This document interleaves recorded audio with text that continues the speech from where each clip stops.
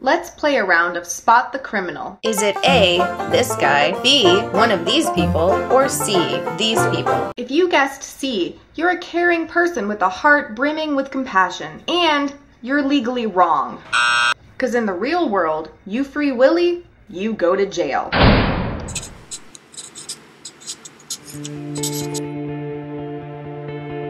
Where do we draw the line when it comes to animal activism? When are certain actions compassionate versus criminal? When is saving a life an act of terrorism versus heroism? In the United States, at least, the legal line is moving further and further in favor of criminalizing activism. The Animal Enterprise Terrorism Act, or AETA, was signed into law on November 27, 2006 by President George W. Bush. This act amended and expanded the Animal Enterprise Protection Act of 1992. The Defending Dissent Foundation puts it this way: the Animal Enterprise Terrorism Act criminalizes a broad range of organizing and protest activity and brands it as terrorism. The law is intended to muzzle animal rights advocates, but it's so broad that it could be used against virtually anyone who uses the internet to research or provide information about an issue, or who organizes a protest or boycott. Yes, it is that bad. That's why we call it the Activism equals Terrorism Act. This is particularly true when considering that the AETA leaves room for conspiracy charges, which allows for prosecution based not on your actions alone, but on your connection to other people's actions, regardless of your participation or even knowledge of those actions. The past decade has seen a number of prosecutions under both the AEPA and the AETA. These prosecutions have been notable in that they have both criminalized activities that are generally protected under the First Amendment, such as chanting and leafleting, and they've also been used to enhance charges for direct actions, which are already criminalized by existing federal or state statutes. Now, I had something of my own experience with this when I faced potential legal repercussions for a performance art piece I did in which I was branded with a cattle iron, because apparently that hurt other people more than it hurt me.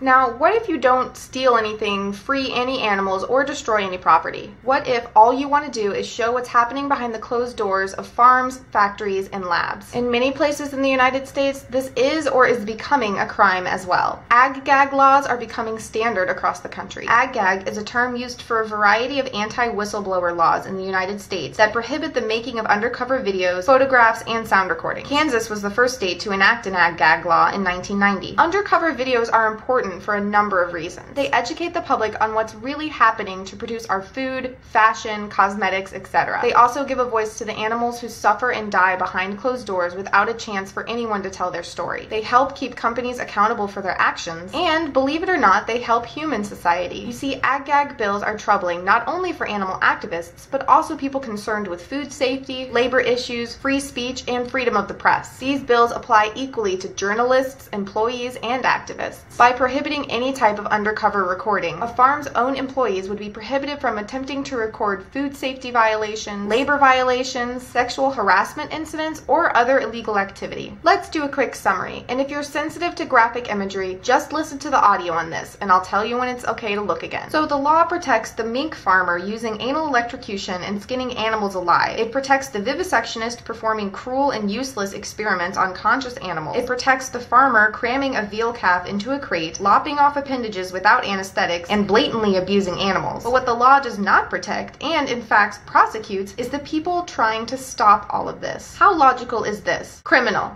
legally protected. Terrorist, legally protected. Illegal, legal. For those of you turned away, the graphic part's over. This whole situation is ass backwards. The law needs to stop criminalizing those who are trying to stop cruelty, and start protecting those upon whom this cruelty is being inflicted. In the end, isn't that what legal protection is supposed to do? Protect those who cannot protect themselves? So you tell me, who's the real criminal? And if we asked the animals, I'm pretty sure what their answer would be. Let me know your thoughts in the comments and give the video a thumbs up if you like it. Please share it around to spread the word, and I'll see you next time.